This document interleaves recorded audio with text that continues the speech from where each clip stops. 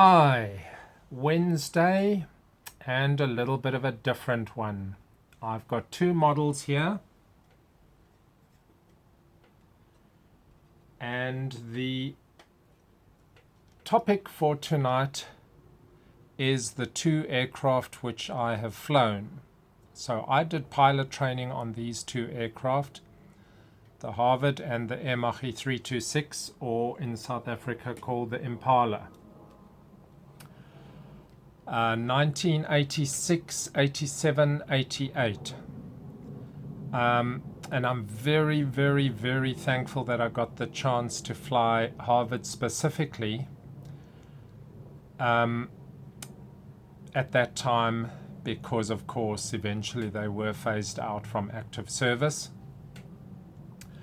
And being able to fly a World War II type in training in somewhat the modern age was quite something. I really, really enjoyed all of my time on, and the nickname for it was Spammy. There's a number of nicknames for it. Now, just keep in mind that when I call it the Harvard, that was the name that was used for them in South Africa, even though they're not actually Harvards in the same way that Britain and Canada refer to them as Harvards, which was actually a slight variation in type. These were, in fact, predominantly T6Ds with a few T6Gs. We didn't fly the T6Gs. There were about less than 10 of them at that stage, but we had over 100 serviceable T6Ds. It just so happened that the common and easy word to use was Harvard. The Aerobatics 326 were assembled at Atlas in South Africa. I'm not exactly sure why. I think probably related to the arms embargoes that were ongoing, and then given the name, the local name Impala. They had larger tip tanks on than the standard 326, just because distances in South Africa were larger than the sort of average distances being flown in Italy and I suppose the immediate countries that were taking this on.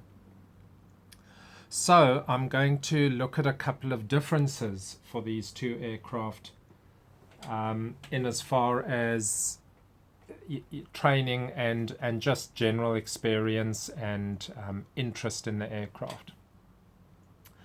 My interest obviously was enhanced absolutely hugely by flying Harvards, and that gives rise to my current massive interest in this type, as opposed to the Impala, which I do like a lot. It is a very nice aircraft to fly, but it just lacks that character that flying a warbird and such an old aircraft conveyed. But I'll get more onto that one shortly. So I didn't make wings, by the way. I flew around 240 hours, but at that stage you had to complete the training on both types. I completed the T6s but not the Impalas. I failed on the navigation phase there, but I did get 240 hours, 140 on Harvards and 100 on Impalas. So when you think of flying this, the very first thing is the smell of avgas. The smell of avgas is sort of ever present, and you sort of just get used to it. It's not a bad smell. I quite like it. Starting up a very noisy and very shaky airframe. A lot, getting in, priming, going through your startup procedures and eventually getting that engine going, a lot of noise and shaking until it settles down to a nice sort of idle RPM.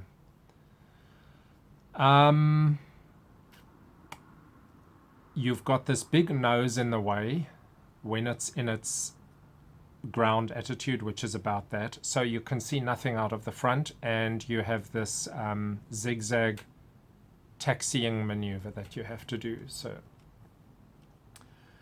you look out there and you taxi for a while there, then you look out the other side, and so you have this this classic that you'll see on any Harvard taxiing anywhere. Once you get into flight, it's mildly better. Your forward view is okay, but nothing compared to the Impala, which is a huge benefit on an aircraft like that. You are sitting on top of the wing,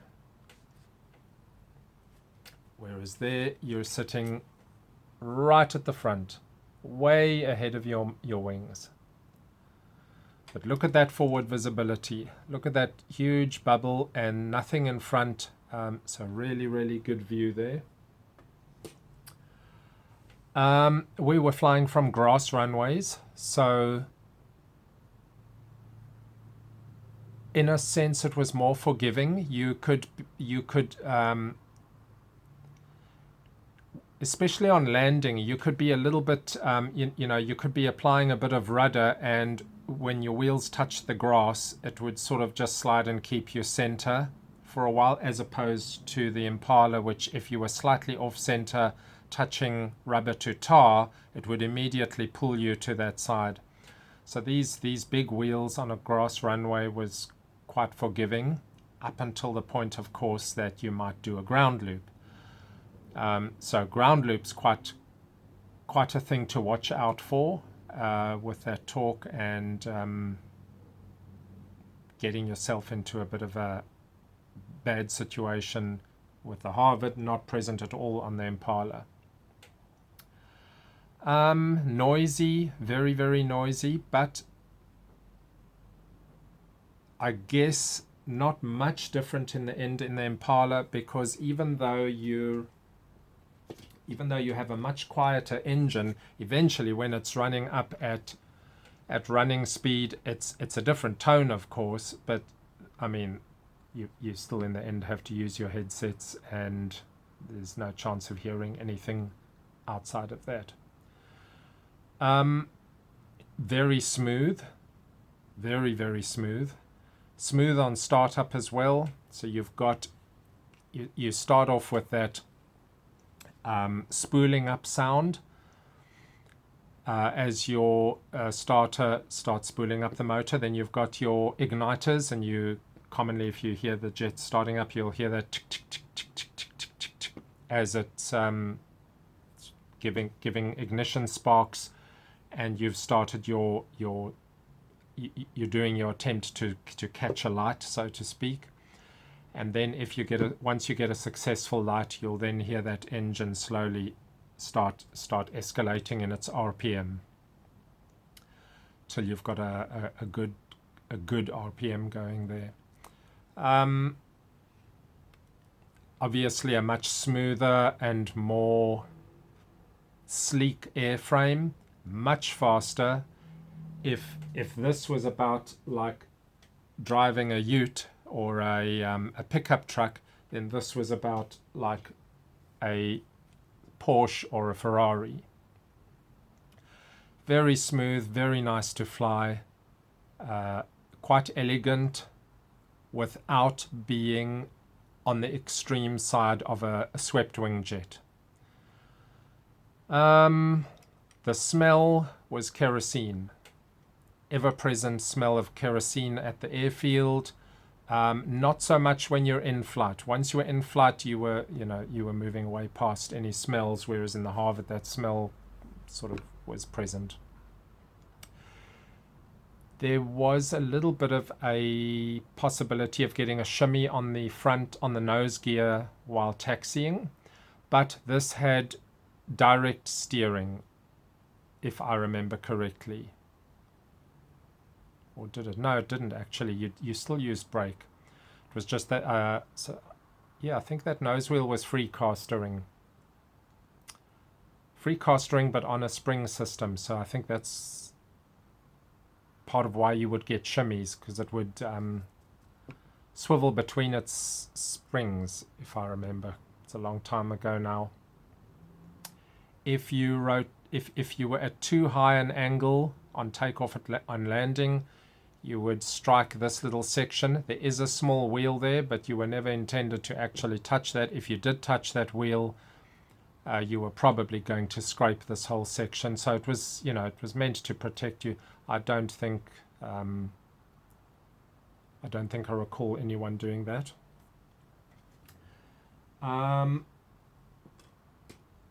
Obviously, you can pull way more Gs on the Impala. I can't remember the G limits on this one, somewhere around 5, 6. And on the Impala, it was around 7 or 8, something like that.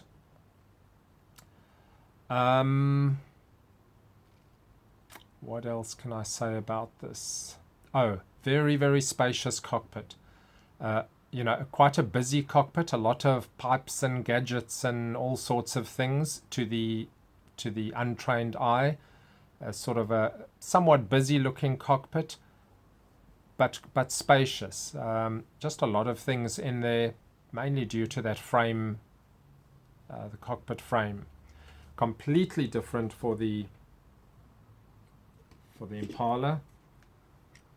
A more compact cockpit, slightly more modernized, a bit tighter, and then the feeling that you get was added to by the fact that you had to wear a G-suit. So you would have this G-suit, which is a lower half only, pants only. You'd plug it into the plane, and that would auto-inflate on progressively depending on the amount of G that you pull. And it gave a very significant amount of pressure on the legs, which was obviously required to stop you blacking out or graying out. Even when pulling high G maneuvers and the G-suit is doing its thing, you still take strain with the Gs.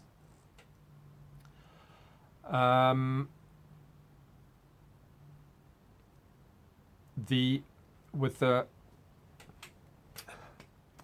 altitudes that you can reach with the Impala, and I don't mean attempting to go extreme altitudes, I just mean the fact that you could probably fly at about double the altitude of the Harvard, you would often get cold aircraft skin. So if you touch the cockpit inside with your ungloved hand, you would feel how cold it is compared to the Harvard, which barely made sort of 10, 11,000 feet, and it was not going to be much of a feature, that cockpit temperature. There's of course hot and cold air vents, and in South Africa's temperatures, it was never cold was never that big a deal on the Harvard.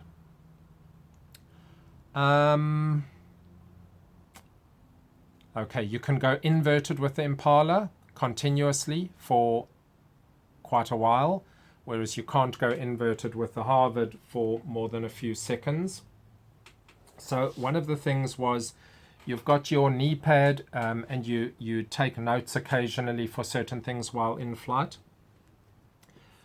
And with the Harvard, if you dropped your pencil for some reason, even though it may have been tied to string, if it came loose from its string and you dropped it, well, then you have to go and find it when you've landed, and it'll usually have rolled back to somewhere over here and get caught against a bulkhead lower or something like that, or be stuck under the seats, or you'd have to go and find your stuff that you'd lost. Not that common, because you preempted that and made sure nothing was going to come loose. There was one time when I was flying the Impala solo, my pencil did in fact come loose and dropped down. It wasn't that important on that flight, but I did, you'd heard stories of the guys doing this, and I thought, might as well try. And I think it was a general flying thing. So I went inverted, and I attempted to get the pencil to fall against the canopy, which it does because there's nowhere else to go in the Impala. The cockpit is sort of a closed thing. You can't fall out of the back of the area of the cockpit, whereas in the Harvard it's completely open all over. And then you try and reach behind you, which is sort of to this area, but you're sitting right up front there, and you're trying to reach to this area to grab your pencil. So it's like you've got to go inverted and almost like that, but I couldn't do it. And all you do is end up getting all of the dust and a little bit of odd bit of sand coming down off the floor onto you, up into your helmet. I've got a bit of nose weight here, which I didn't fix down, so some of my nose weight actually comes loose. If I would say that I enjoyed Harvard's 10 out of 10, then I enjoyed Impala's about 7 out of 10. And the biggest reason there is it just doesn't have that character of the Warbird. But as far as lovely to fly, absolutely. They're about the same size. Harvard's got a bit more wingspan. Impala's a bit longer.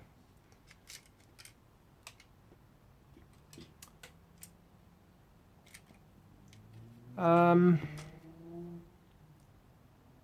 the ejection seats. Yes, of course. So you need to do ejector seat training before you can do Impalas. Now, this ejector seat uses 3 cartridges. When we did our training on the rig, where they've got a seat that goes up on rails, we did a single cartridge launch, which sends you about 1.5 to 2 stories high up the railings, and it's quite a blast. With one cartridge on the ejector seat trainer, you basically black out for a second or so till you're at the top and you stop. I think they could do a 2 cartridge on that unit, but not 3. I think one of the guys may have tried a 2 cartridge blast. And if you eject, then you just go through the canopy. They've got canopy breakers there.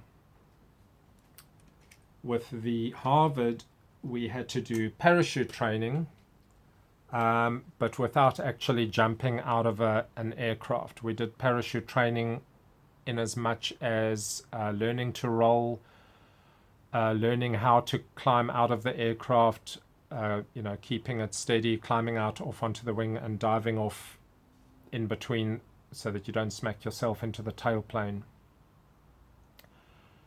And the biggest danger there was fire, but thankfully that was not something that ever happened.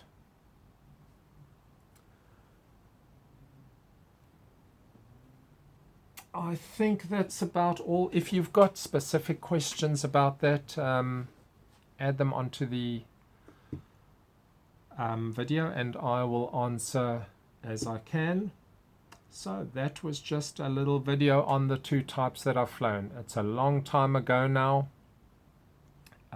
I did not do any flying after that. So by 1989 I was out of it, and that was the end of my flying career. But I'm very glad for what I was able to do. One more difference that I can point out is the Impala doesn't have canvas surfaces, of course. The Harvard has got fabric covered ailerons, elevator and rudder, and metal flaps. This one's got metal everything. Okay, hope you enjoyed that. A little bit of a different topic for the day. Cheers.